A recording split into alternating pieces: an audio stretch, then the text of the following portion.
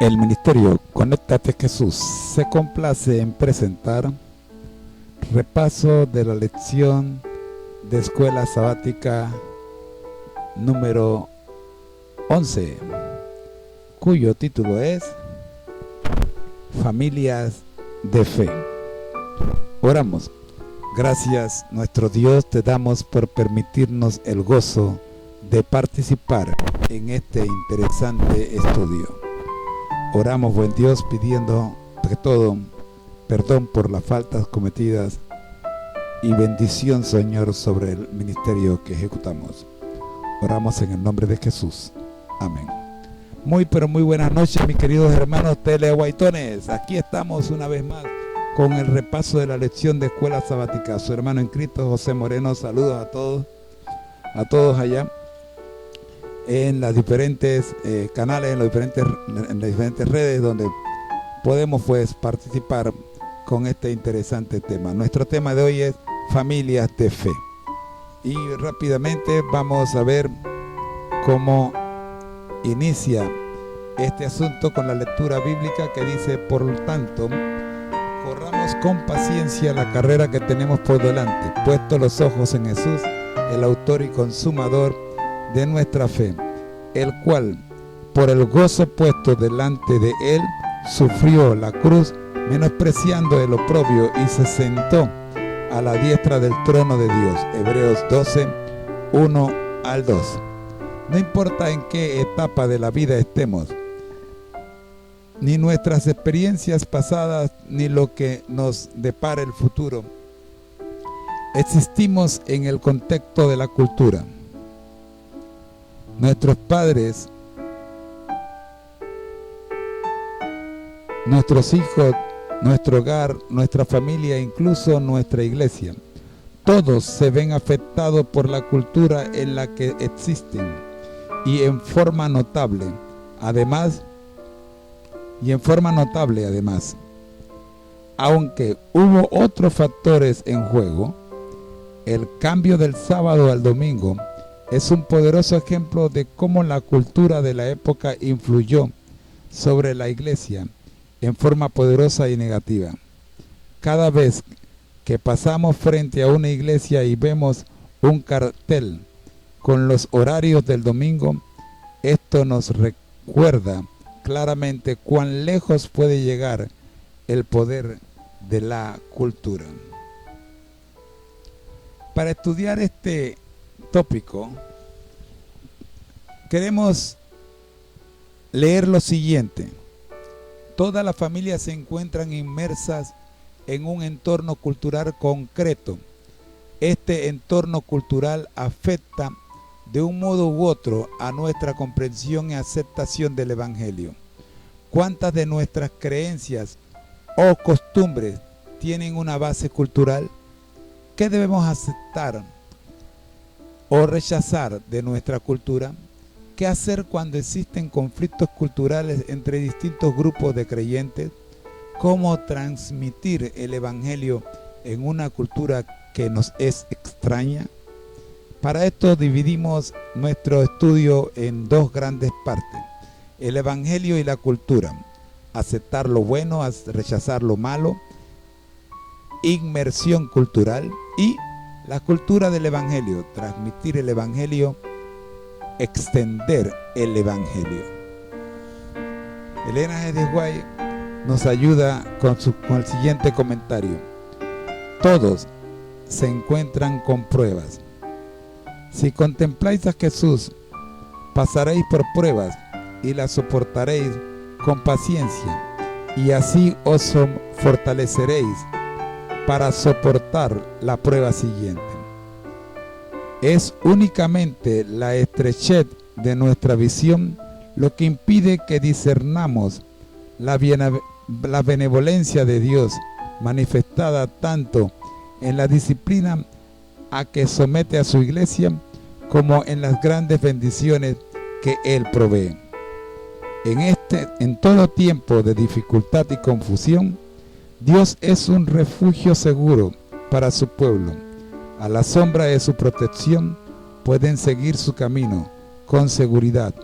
En la aflicción asignada, para purificarlos. El poder del Evangelio debe ser su consuelo. Encuentra fortaleza en su palabra, perdurable. Encuentran fortaleza en su palabra perdurable.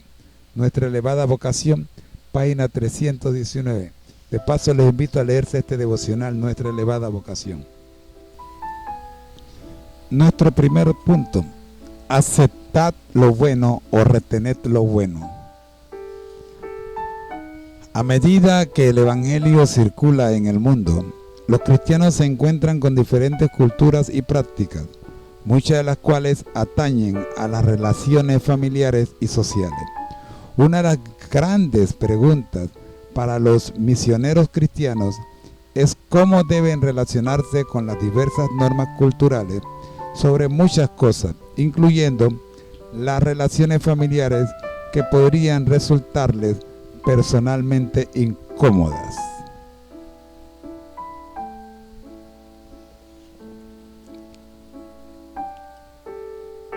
Examinarlo todo, dice la palabra de Dios, y retened lo bueno. 1 Tesalonicenses 5:21.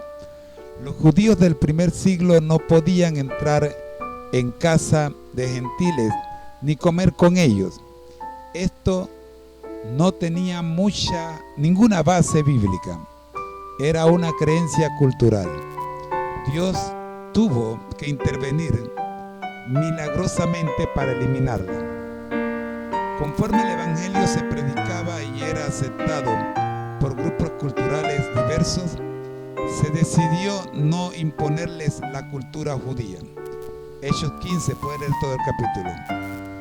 Debemos, por tanto, eliminar toda influencia cultural a la hora de predicar el Evangelio. Como familias y miembros de una comunidad, estamos inmersos en una cultura determinada. En esa cultura hay aspectos que armonizan con los principios bíblicos y debemos respetar e incluso potenciar. Elena G. de White escribe lo siguiente para nuestra ayuda: Cristo no reconoce ninguna casta, ni color, ni grado como necesarios para llegar a ser súbditos de su reino. La admisión de su reino no depende ni de la riqueza ni de la herencia superior. En cambio, los que han nacido del Espíritu son los súbditos de su reino. El carácter espiritual es lo que será reconocido por Cristo. Su reino no es de este mundo.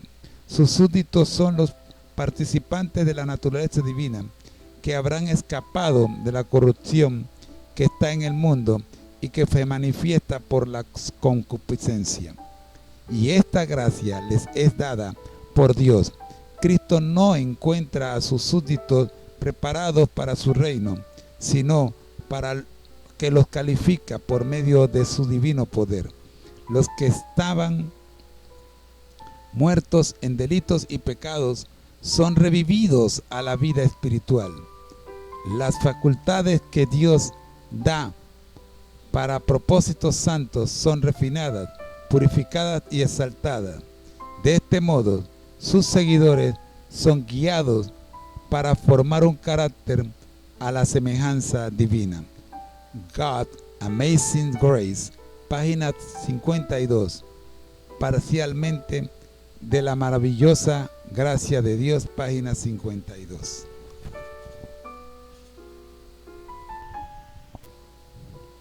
Elena G. de White escribe la siguiente cita, al igual que la que leímos, la que acabamos de leer, ¿no? Del libro Mente, Carácter y Personalidad, tomo 2, página 221, dice: cuando las costumbres de la gente no entran en conflicto con la ley de Dios, ustedes pueden conformarse a ellas. Si los obreros no actúan así, no solamente estorbarán sus propios trabajos, sino que pondrán obstáculos en el camino de aquellos por quienes trabajan y les impedirán que acepten la verdad. Creo que está claro. Vamos a dejarlo allí. Avanzamos. Sí, yo sé que se están preguntando por qué no he hecho comentario de esta cita. Sí, tranquilo, ya vendrán. Avancemos, vamos a ver qué continúa. Rechazar lo malo. Labán le contestó: la costumbre en nuestro país es casar primero a la mayor y luego a la menor. Génesis 29:26, nueva versión internacional. Les dije que íbamos a analizar esta cita que acabamos de leer. Miremos qué dice acá. El código de Hammurabi especificaba que una esposa estéril podía dar una de sus esclavas a su esposo y los hijos se consideraban de la esposa. Sarai usó esa costumbre de su tiempo para justificar una conducta contraria a la voluntad divina. Aunque algunas costumbres fueron toleradas por Dios por algún tiempo, como la poligamia, otras fueron totalmente rechazadas, como la adoración a los ídolos. Por mucho que la cultura influya en nuestras vidas, debemos rechazar categóricamente aquello que comprometa nuestra fe. Si una costumbre cultural menosprecia a cualquier grupo en función de su género, etnia, clase social, discapacidad, edad u otros, debe ser completamente rechazada. Me pregunto qué otras cosas pueden agregar en ese u otros. Simplemente me pregunto. Avancemos a ver qué dice Elena G. White con esto. Permítame leer esta cita que dice: cuán cuidadosamente obró el Señor para vencer los prejuicios contra los gentiles que tan firmemente habían inculcado en la mente de Pedro su educación judaica. Por la visión del lienzo y de su contenido, trató de despojar la mente del apóstol de esos prejuicios y de enseñarle la importante verdad de que en el cielo no hay acepción de personas, que los judíos y los gentiles son igualmente preciosos a la vista de Dios por medio de Cristo, que por medio de Cristo los paganos pueden ser hechos partícipes de la bendición y privilegio del Evangelio. Cuando los hermanos de Judea oyeron decir que Pedro había ido a la casa de un gentil y predicado a los que en ella estaban congregados, se sorprendieron y escandalizaron. Temían que semejante conducta, que les parecía presuntuosa, hubiese de contrarrestar sus propias enseñanzas. Pedro les presentó todo el asunto, convencidos de que la conducta de Pedro estaba de acuerdo con el cumplimiento directo del plan de Dios y que sus prejuicios y espíritu exclusivo eran totalmente contrarios al espíritu del Evangelio. Glorificaron a Dios diciendo: de manera que también los gentiles ha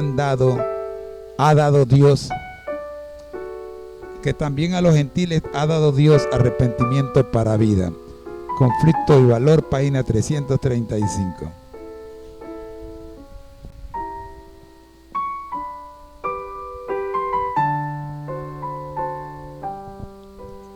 Inmersión cultural. Pero Jehová había dicho a Abraham: vete de tu tierra y de tu parentela y de la casa de tu padre a la tierra que te mostraré. Génesis 12:1.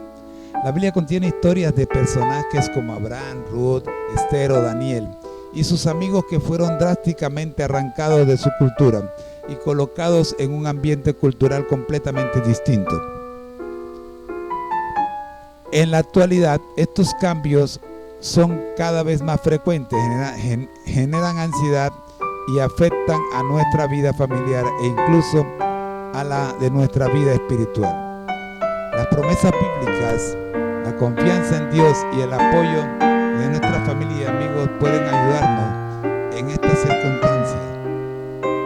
Debemos aprender a adaptarnos a una nueva cultura aceptando lo bueno y rechazando lo malo.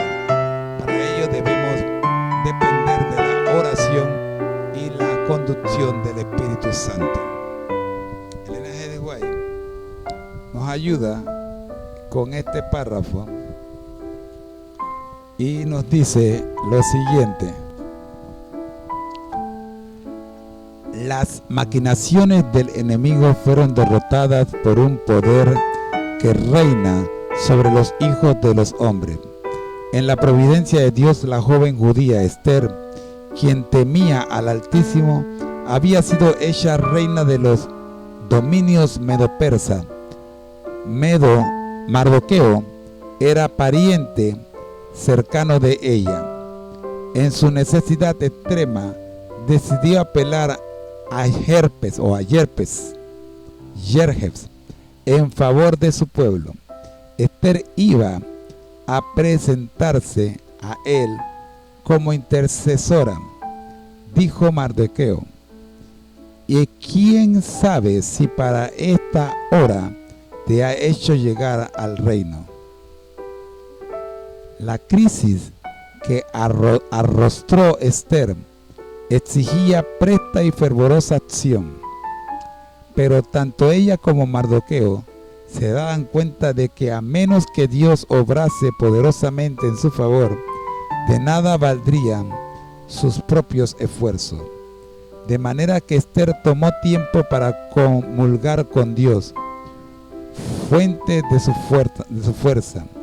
Indicó a Mardoqueo: ve y junta a todos los judíos que se hallan en Susán, y ayunad por mí, y no comáis ni bebéis en 3 días, noche ni día.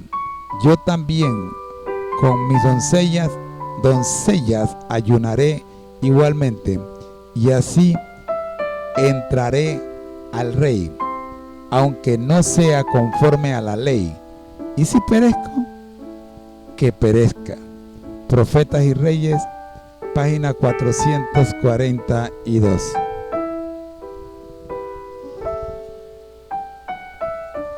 Llegó la hora de transmitir el Evangelio.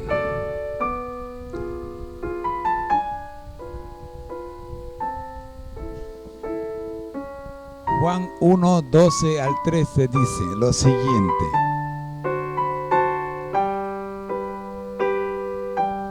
mas a todos los que le recibieron, a los que creen en su nombre, le dio potestad de ser hechos hijos de Dios, los cuales no son engendrados de sangre, ni de voluntad de carne, ni de voluntad de varón, sino de Dios.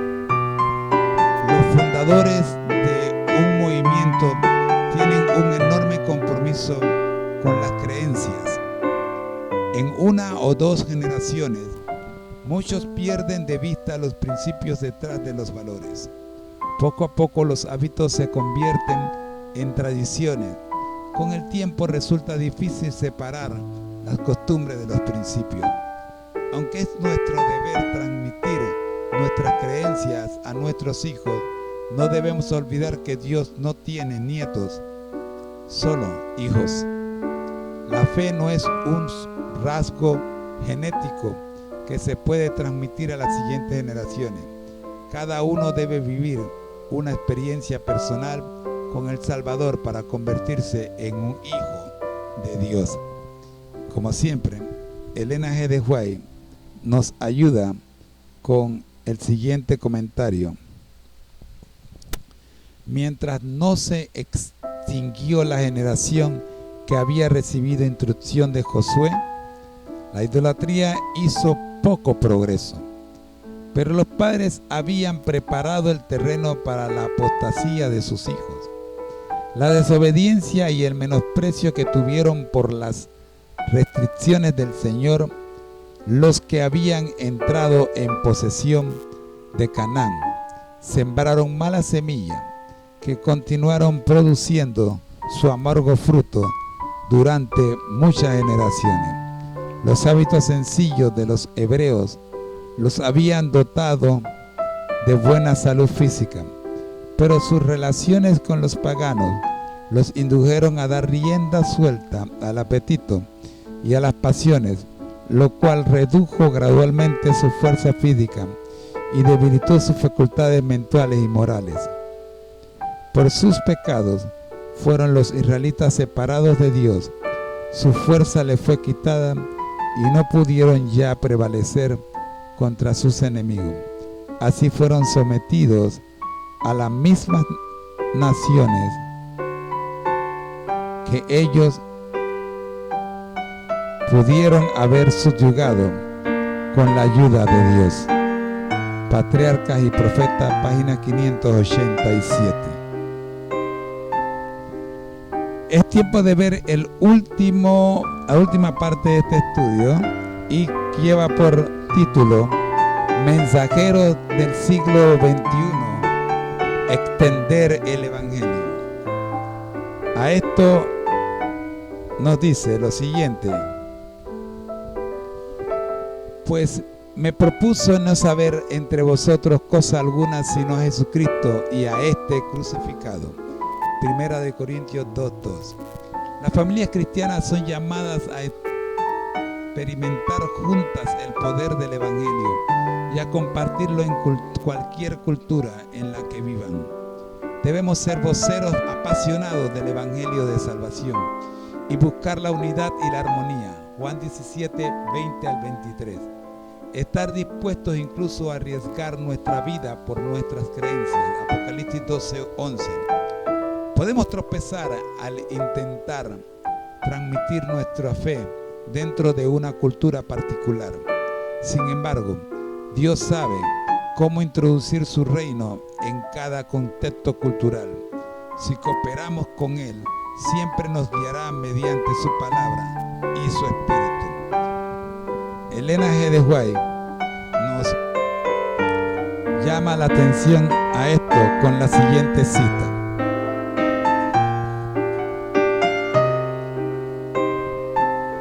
el mundo entero es un vasto campo misionero, y los que conocemos el mensaje evangélico desde hace mucho debemos sentirnos alentados por el pensamiento de que ahora se puede entrar fácilmente en campos que antes eran difíciles, de difícil acceso. Países largo tiempo cerrados a la predicación del Evangelio están abriendo sus puertas y ruegan que se les explique la palabra de Dios. Reyes y príncipes abren sus puertas por mucho tiempo cerradas e invitan a los heraldos de la cruz a entrar. La mies es por cierto mucha. Solo la eternidad revelará los resultados de esfuerzos bien dirigidos, hechos ahora. La providencia va delante de nosotros y la potencia infinita está obrando en conexión con los esfuerzos humanos. Ciegos de veras deben ser los ojos que no ven la palabra del Señor, y sordos los oídos que no oyen el llamado del verdadero pastor de las ovejas. Cristo anhela extender su dominio sobre toda mente humana. Él anhela imprimir su imagen y carácter en cada alma. Cuando estuvo en la tierra, sintió hambre de simpatía y cooperación, a fin de que su reino se extendiese y abarcase al mundo entero. Esta tierra es su heredad comprada, y Él quiere que los hombres sean libres, puros y santos. Por heredad, y los cabos de la tierra por posesión. Cristo verá el trabajo de su alma y será satisfecho. Veas Isaías 53:11, Obreros Evangélicos, página 27 y 28.